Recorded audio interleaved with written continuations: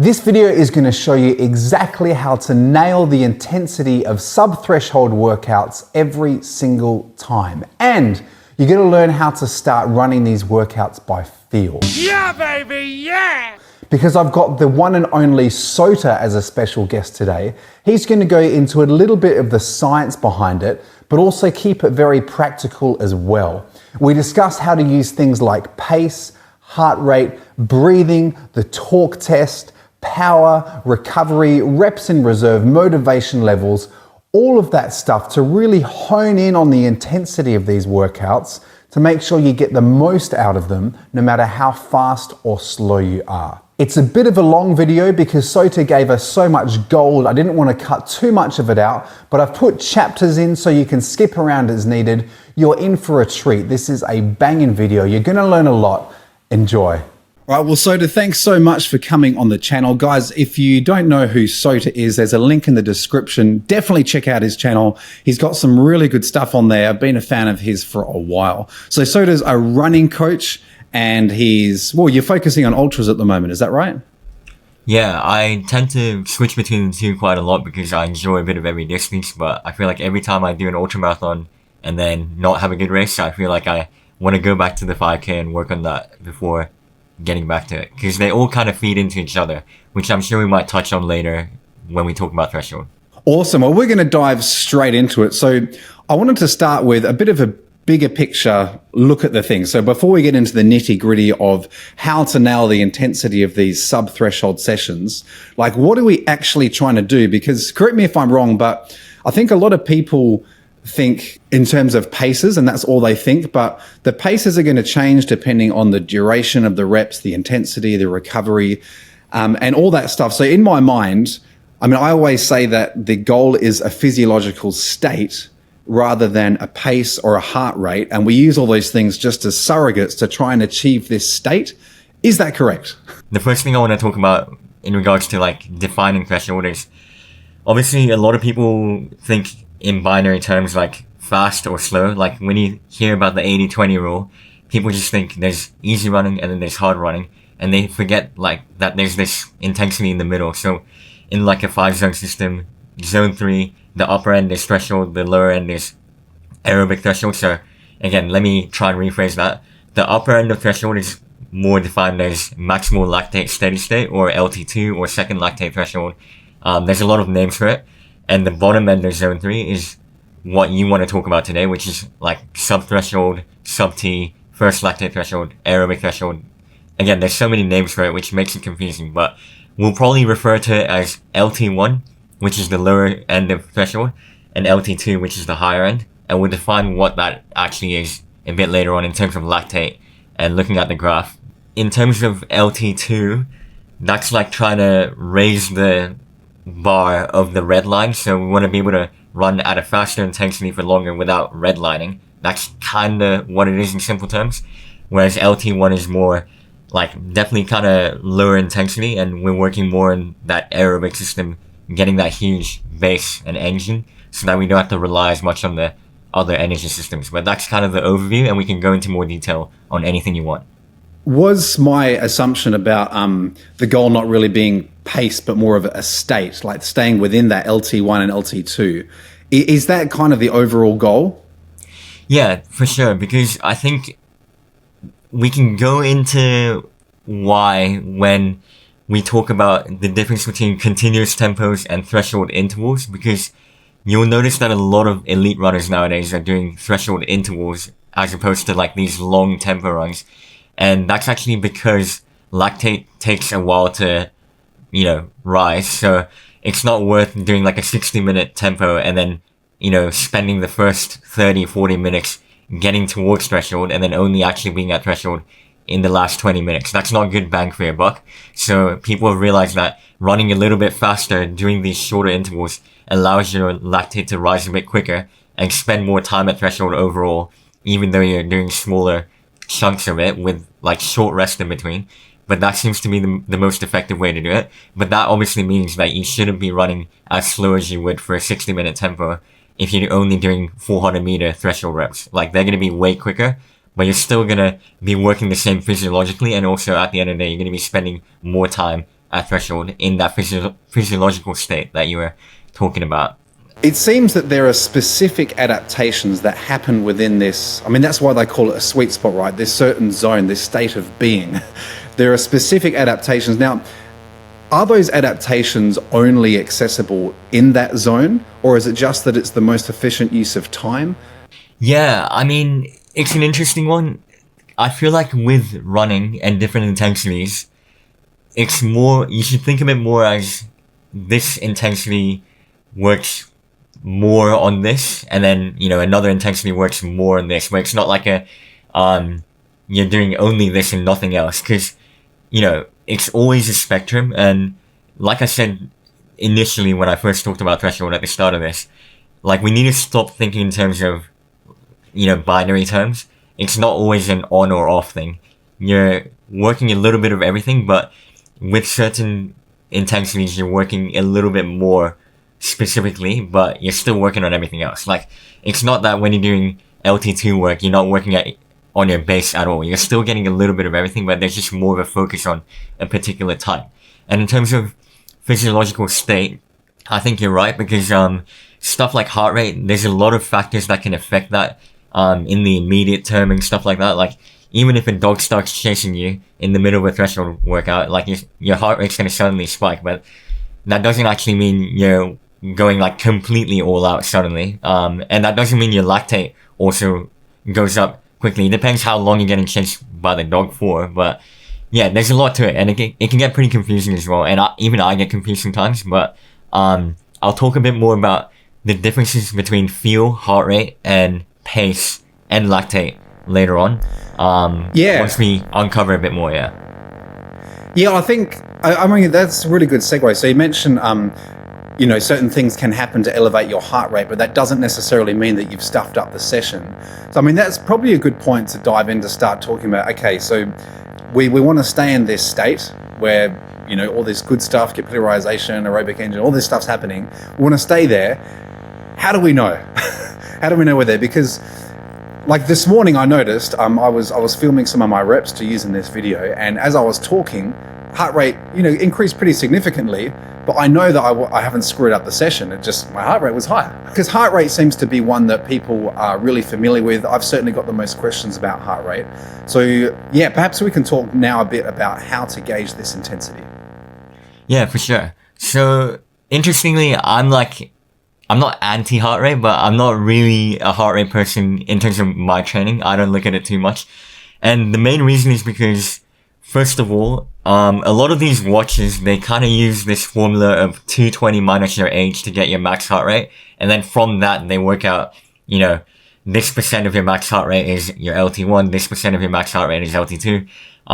And that's not always the best, because of the fact that if you get two people the same age, they're going to have a completely different max heart rate, most likely, depending on their sporting background and, you know, a lot of different factors. So that already kind of gets rid of heart rate as a useful or completely accurate metric for most runners, because I don't know many runners that have actually done, you know, lab testing to work out what their max heart rate is, and then actually, you know, have all their physiological markers like LT1, LT2 plotted out. So unless you've done all of that, then you're always going to have that little bit of ambiguity and you're never going to know. So that's one reason why even though I love running and science and data, I tend to go more by feel. And in terms of like what I said earlier about heart rate changing quite easily, I'm referring to stuff like, you know, if it's really hot or humid on a particular day, that means that your blood vessels are vasodilated, so they actually go closer to your skin because it wants to evaporate some of that water, I guess, within the blood, for simple terms. And that means the blood vessels are further away from your muscles. It's going to be harder to transport oxygen to your muscles. And that lack of oxygen, or not lack, but the less oxygen that you get actually means that you're going to stress the aerobic system more, and then you have to rely on that next system, which is the glycolytic system, because we need to understand that there's multiple energy systems and they all work kind of at the same time, depending on the intensity and the stresses that you put on it. But you want to rely on the aerobic system as much as possible so that you're not tapping into your intermediate system until as late as possible, because those are the runners that tend to do the best, like the ones with a huge base, and then, you know, you work your glycolytic system later in the race when you need it a bit more. I love that point you made about, you know, the max heart rate. So I think I often just assume that, number one, people aren't using wristwatches. So guys, if you're using a wristwatch for your heart rate, forget it. You need to use a strap. Well, that's been my experience anyway. The watch is pretty useless. But also that max heart rate. A lot of people have commented on my videos lately, oh my gosh, your heart rate's so low. It's like, well, yeah, but my max is very low. And I have been tested in the lab for the max, but also, I mean, you can, to a certain extent, you can do field tests. Even just, I guess, taking your max off a 5K would work to a certain extent. But so that's really interesting that you mentioned, I guess, two scenarios there. One where your heart rate jumps up and it doesn't mean you're working too hard, dog chasing you. But then when it's hot, it sounds like you're saying if you are paying attention to heart rate, then yes, that is indicative that you are actually working too hard. And here's why you need to slow down. Is that right? Yeah, essentially, but there's still more nuance to it as well. Because what I was going to say was that heart rate probably fluctuates a little more immediately compared to lactate. Because lactate, there'll still be a bit more of a lag afterwards. But that's why you have to be aware that of the conditions and stuff as well. So there's not really a one or the other kind of thing. You just have to gauge many things. But that's why if you are using heart rate, I want people to make sure to remember that, you know, heart rate isn't always an indicator, but it's a good additional data point that you can use on top of how you're feeling on that day. And then if you are getting lactate measurements between reps, then yeah, you can use that as another thing. And then you have like 3 angles to look at it. So yeah, it can be useful if you're, again, using a chest strap, if you've been lab tested, perfect. But yeah, I guess it's just context dependent. And because I haven't done lab testing and I don't have a chest strap, I only have a wrist strap, I find that, yeah, there's not really a point in my training to look at it too much. And the reason why heart rate jumps a bit more immediately compared to lactate is because heart rate is more cardiovascular, whereas like lactate is more to do with the metabolic system. So like how the energy systems are working, it's more of a direct reflection of the intensity. So, you know, heart rate, like caffeine is a stimulant, it increases your heart rate. Like all these factors can actually affect it. It can affect lactate as well, but it's less dramatic in terms of the jumps and stuff. So lactate is more, you know, if you're genuinely taking the piss in a workout and going way too quick in a threshold workout, then yes, it'll spike. But for the most part, it's not too jumpy as much as heart rate. You mentioned talking about no one thing being reliable. And I think that if you take away anything from the video today, I reckon that's a really good thing to take away. Every single metric we have, because remember, they're all surrogates for a state. Every single metric we have for measuring this, they've all got strengths, but they've all got weaknesses. And you spoke about kind of triangulating various methods. That's 100% what I would recommend. I don't rely on any one thing. It's a whole combination of things feeding together. And then I can say with certainty, yes, I'm in the right intensity zone here. Yeah. And I made it sound like heart rate is almost immediate, but even heart rate, there's a bit of a lag between you picking up the pace and then the heart rate catching up to it. But I feel like feel is even more immediate than, heart rate, because you know, well, feel and logic. So you know when you're picking up the pace immediately, whereas heart rate might, lag a little bit. So that's why you want to triangulate as well. Cause, you know, feel might be instantaneous feedback, whereas heart rate might take a little bit longer, but heart rate's also influenced by many other things as well. And then lactate can have like a little bit of that lag sometimes. Yeah. Unless you have a significant change in intensity. Okay, so for the viewers, like I guess a lot of people out there are in the boat, they're very familiar with heart rate and it's very accessible. They want to use that. So in terms of like practical advice, let's say I've got a heart rate strap. I've done like maybe 5 or 6 all out 5Ks. Can I use my max heart rate in those sessions as my max? And then how would I work out a zone, like a range for staying within the last few reps of these sub thresholds to know that I'm there? Like, is there a percentage of max heart rate?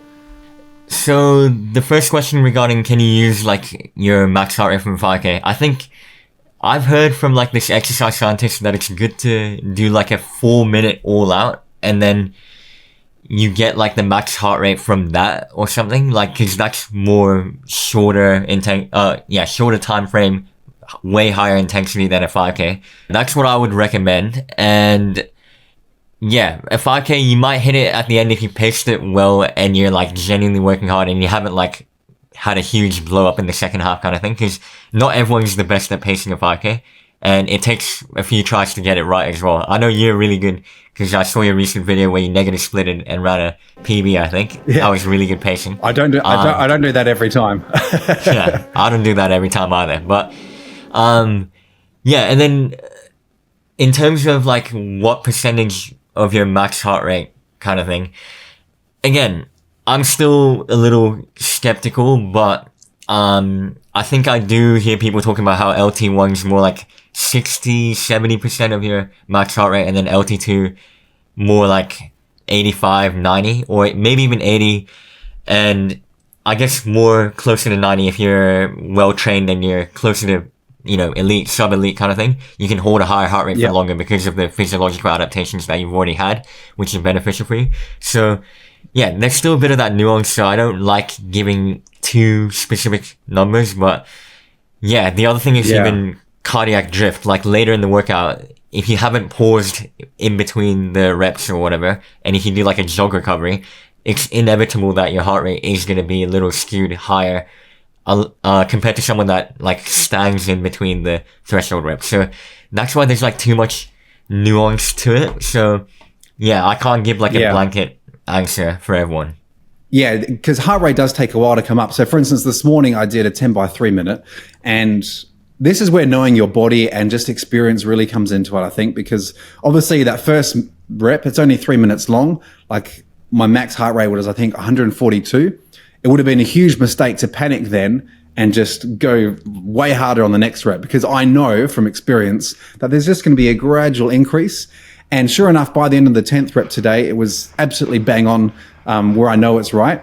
And so, yeah, I'm the same as you, Sota. I'm not obsessed with heart rate. I usually rely more heavily on other metrics. But from my experience, guys, in doing this training, these reps usually sit somewhere between 83 to 88% of my max heart rate by the end. So don't aim for that at the beginning, it's by the end. And that's the max of the rep, by the way, not the average. The average is a lot lower. The max of the rep is there. And I know I'm nailing those. But that's just one data point. You can go off that. And also, Sota mentioned the need to do a proper test. I completely agree. To get your max heart rate, that is. The only way to get your max heart rate is to do a ramped test. And it's really hard. And I think for that reason, I think I would still recommend people just grab a max heart rate from a 5K. It's not going to be your true max, but it's going to be, I think, a hell of a lot closer than going 220 minus your age. Yeah. Would you agree with that? Yeah, 100%. Just there's so much physiological variance between person to person, and yeah, some people just have a really high max heart rate, some people have a really low heart rate.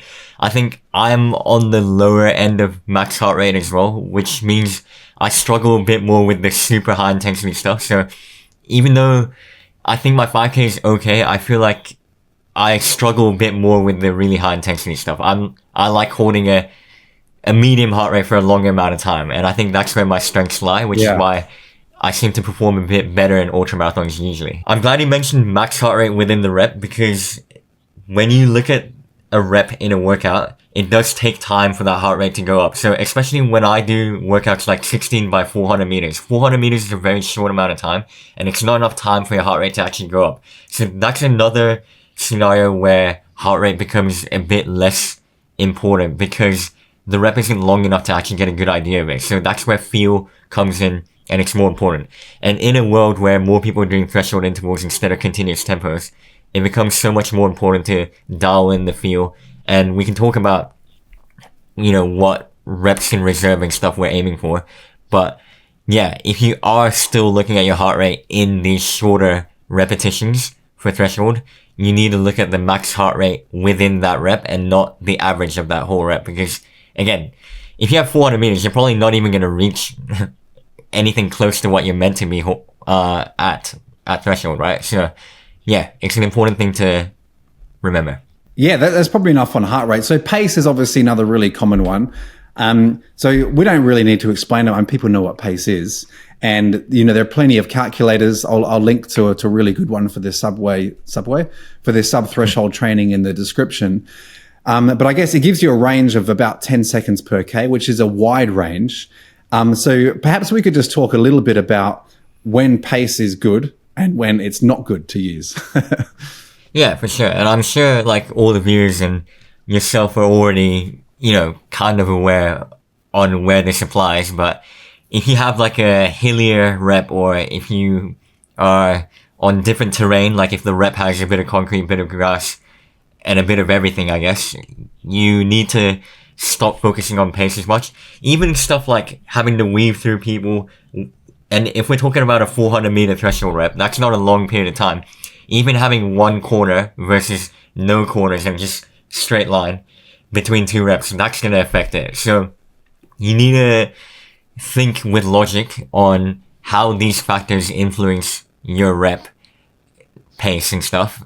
And then, not obsess over it. Because if I do happen to have a little bit of an incline, or, it's a net, incline for that rep, I'm not going to stress if I'm running a bit slower than that pace range that I had in my mind. And if the feel of that rep felt right, then that's fine. And because I've done so many threshold workouts in different terrains, different scenarios, different feel as well, in terms of like feeling good on one day, feeling crap on another day, I know roughly the sort of effort that I should be hitting. And then that's kind of all I'm focused on nowadays, because you can't really control how you're feeling on the day. And if there's a hilly rep, and stuff like that, if you haven't planned the route well. So just being a bit more open-minded in terms of the pace is really important, because I feel like sometimes people psych themselves out in their head and then ruin a threshold workout, because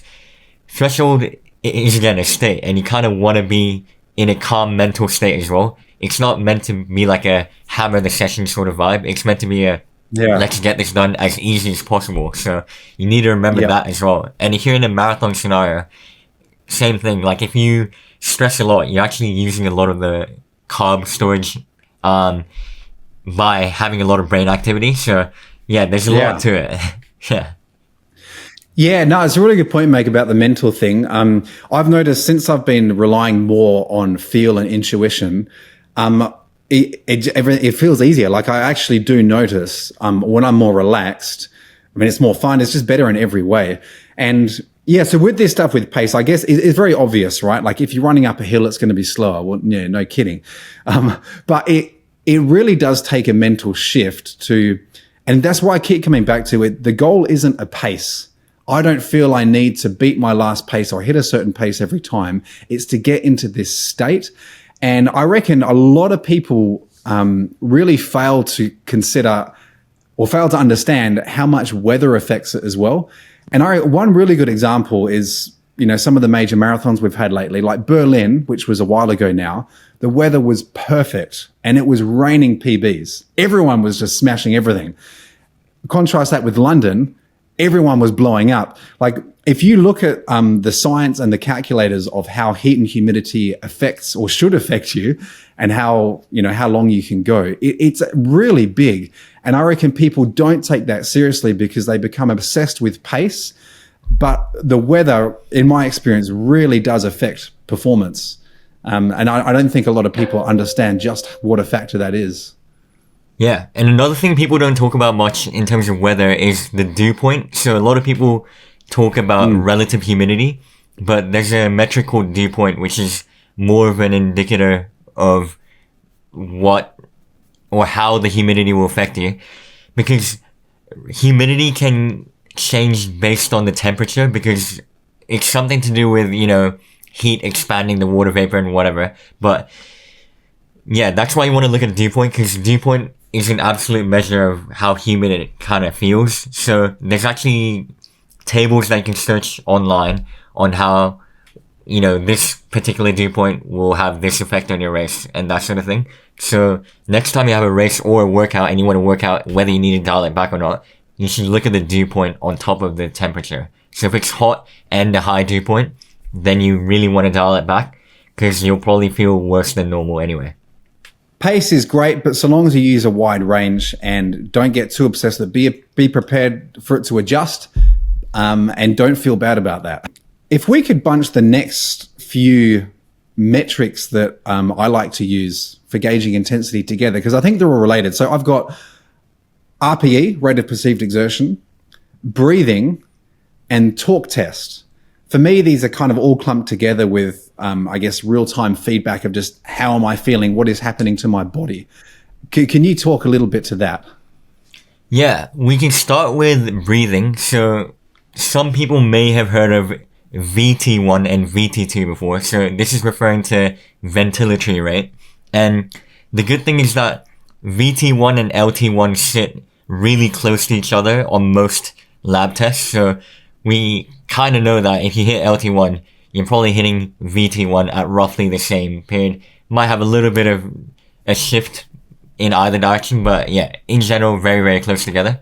But VT2 is when breathing rate exponentially increases. So you're breathing hard. It's very, very noticeable. But that's actually way past LT2. So we know that if you're breathing exponentially hard or like very hard, you know that you're way past LT2 most likely. So at least that gives you, again, a little bit of an idea. So in my opinion, you shouldn't be breathing too hard. And again, it kind of clumps together with the torque test as well. With LT2 threshold, you're meant to be able to say like a few words here and there, but you're not able to speak in full sentences. So I might say like 3 words, need to have a little bit of a catch of breath, but I'm not breathing hard. Like you can't I might be breathing noticeably, but not hard. And with sub-threshold, you should be able to speak fairly comfortably, but you'll still need like a break here and there to, break it up a bit, sort of thing. So it's not the perfect test, but at least you get like a rough idea of what you should be able to do. So this is the second half of the third rep, and this I do a bit of talking, so you can use that as a gauge for intensity, because during these reps you should be able to get out kind of half sentences, but not full sentences, definitely beyond fully conversational, and it's not single word sentences either. So I think where I'm at now is good. So this is rep number 7, and once again thought I'd do a bit of the talk test for you. So half sentences, not full sentences, not single words, and I'm going to try pushing it on these last few reps. It's felt good and my heart rate has been pretty low, so I thought I'd leave the camera rolling in the recovery just so you can see how hard I'm breathing after a rep. So that was the 9th rep done. I walk these ones because I don't think it really matters if you walk or jog or stand, so I just do a super slow walk. Yeah, and I reckon breathing, it's really reliable to know when you've completely screwed it up. Like if you get to the point where you're breathing, and it's very obvious, like if you're kind of heaving at the end, okay, you've stuffed up. And I guess when I started this Norwegian Singles approach, in my mind, I was thinking, oh, this is going to be so easy. But no, you're working, like I'm breathing, but there's definitely a point at which it changes and you want to stay under that. So I reckon breathing's really good to know definitively when you have stuffed it up. Yeah. And yeah, RPE is a really difficult one because it's a scale of 0 to 10 rate of perceived exertion. Like how hard is it? 0 being extremely, extremely easy. And yeah, 10 being extremely hard. But everyone's scale in their head, an idea of 5 out of 10 effort is like so different. So it's pretty hard to say, but as long as you're kind of consistent and start to understand what threshold means, and then you have an idea of what out of 10 it's meant to be, I think that's good enough. I think a lot of people might say something like, 6 to 7 out of 10 is LT1, and then, like 8 out of 10 is LT2, but other people might disagree with that. I certainly don't really have a number in my head because I just know what it feels like and I just kind of stick to that. So Yeah. it depends whether you like having like a number in terms of effort, Yeah. Yeah, I tend to think of the same way. Like, I never think in numbers, but I feel like I know what it's meant to feel like. So when I talk about rate of perceived exertion, I'm literally just thinking, how do I feel? Like, I'm not actually using the either 1 to 10 scale or the 1 to 20. I'm just thinking, how does this feel? Yeah, I like to think about reps in reserve as well. So, a lot of people are getting into these threshold intervals, stuff like, I don't know, what's a workout that you like to do for your LT1 or LT2 sessions? I really like the ones that I'm doing at the moment that are around half marathon pace. So for me, that's 5 by 6.5 because it's a pace I really enjoy. It's not too hard, but you're moving. Because you're doing fairly long reps, in my opinion, in terms of threshold intervals, because, other people are doing really short, like 400 meter threshold reps. And obviously it's good to rotate through different workouts, different rep durations, but using your example, 6.5 minutes is for a shorter distance runner. Like if you're training for 1500, 5K, 3K, I'd say 6.5 minute reps at threshold are fairly long. So you probably just want to go for like having 1 rep in reserve, or maybe even slightly less than 1 rep in reserve. And you'll probably have hit the right intensity, but you shouldn't be cooked at the end of that last rep. You need to have something in reserve. So roughly 1 rep in reserve. But if I'm doing like 16 by 400 meters at threshold, then I would definitely want to have like 3 or 4 reps in reserve, because 400 meters is not a long rep. So I want to make sure I have multiple reps in reserve, like finish the last rep and still feel like I have 3 or 4 left in me. Yeah, that's a really good point. And I was actually thinking exactly the same thing this morning. Like, reps in reserve is really powerful, I think. And it's linked to, in my mind, it's linked to recovery. So what I'm finding is like another really good way of knowing, obviously this is different because it's after the fact. It's not going to help you during the session. But the next day, I want to be tempted to go out and do another sub-threshold session. Like, I want to feel ready to go again. I shouldn't feel cooked at all. I know if I feel cooked, I've gone too hard, I've screwed it up. And that's been my experience. Like, every day, as I step out the door, I'm thinking, should I do another one? Sentence always prevails and I say no. But I think recovery and reps in reserve is another really powerful one. Running power is another metric we can use. And this is actually one of the main metrics I use in all of my training.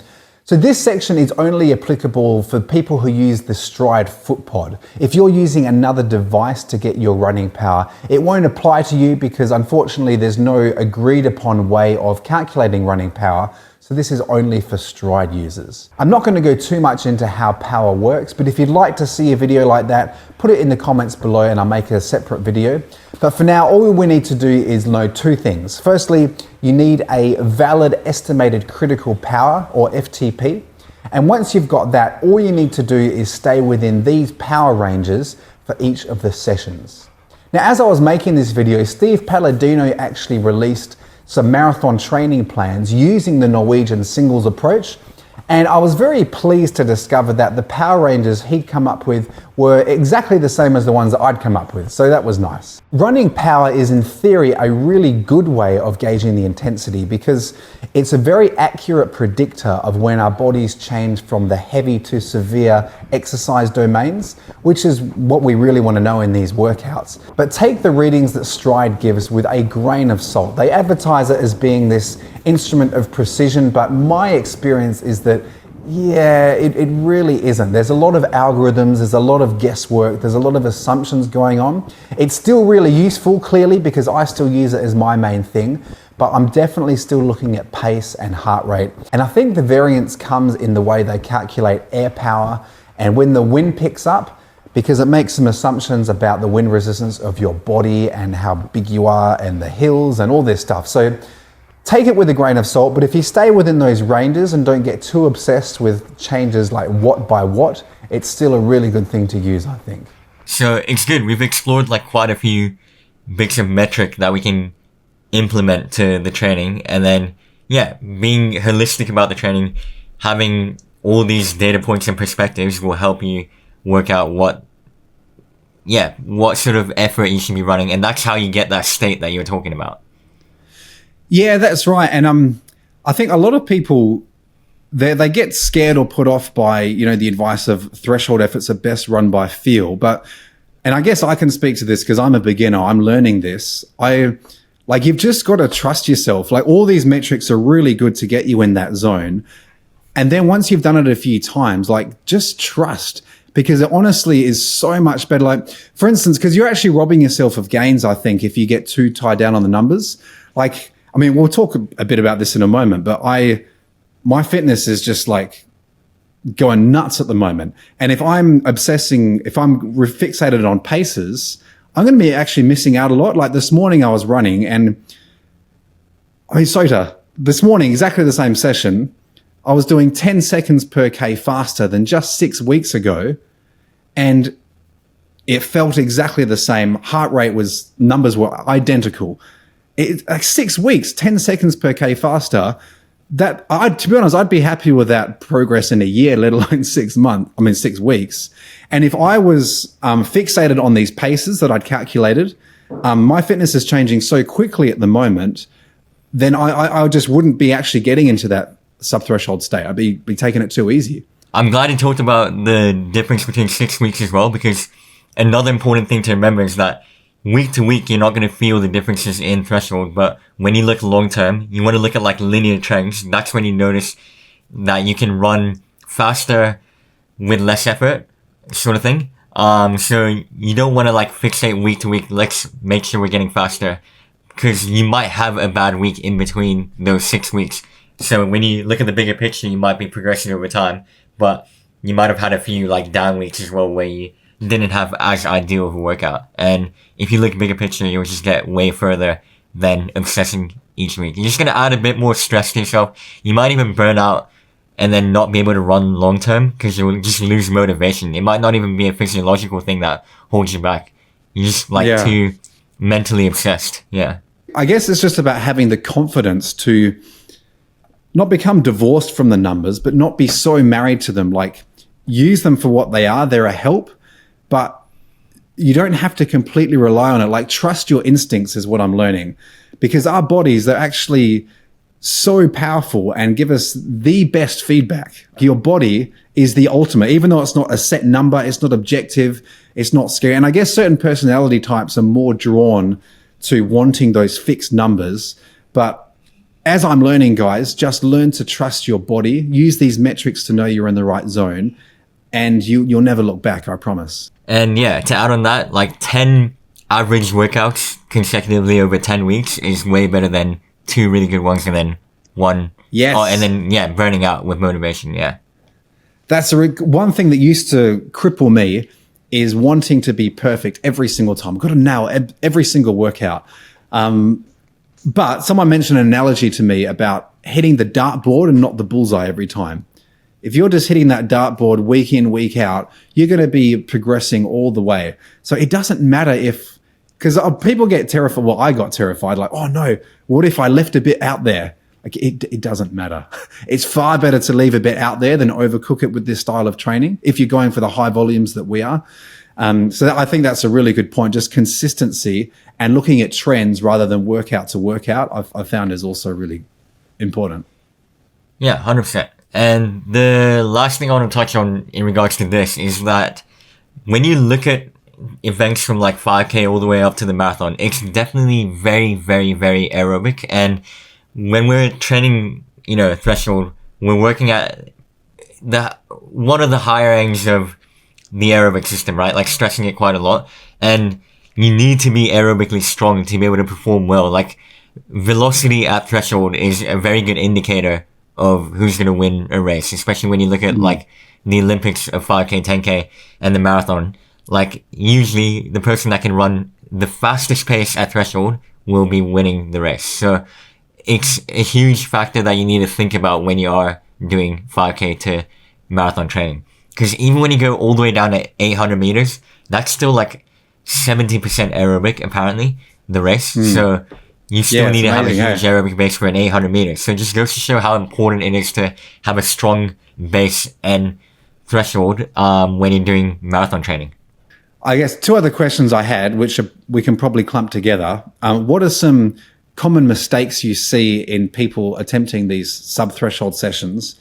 And it's probably linked to what are your like top tips? Because we've spoken about a lot today. If people just came to you, you had like 2 to 5 minutes, what would you say? A lot of people are finally starting to do threshold intervals, which is good. So the difference between threshold intervals and continuous tempo, which is more of a traditional way of training, is threshold intervals, you're breaking up the longer threshold effort into smaller manageable chunks with short rest. So the rest isn't long enough to allow you to fully recover and you're likely to go fully down, but you're still staying within that zone that you want to work out. So you'll spend more time at that zone. And that leaves room for people to want to go a bit quicker in the reps, which you are meant to, but you don't want to like overdo it either. Because once you find out the power of threshold intervals, it feels like you want to just start sending it. But because of the shorter reps, and you just feel good in general. So make sure to still dial it back if you're doing threshold intervals is a big thing. Also, I like using average pace or average lap pace on my watch because when I'm doing a rep, I just want to like sit at roughly the same sort of pace the whole time instead of like going a little bit too quick and then seeing a bit faster on that average lap pace and then having to dial it back down. Because if you want your average pace to be even, you have to kind of run even the whole time. So you just want to maintain rather than going out too quick and then going slower to hit average in the end of the rep, right? So yeah, that sort of thing is also important. Like just trying to evenly pace the rep by using your watch's features a bit better.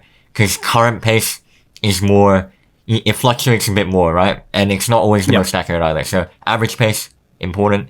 And yeah, like I said earlier, focusing more on longevity and not like week to week. Because you got to look at linear trends.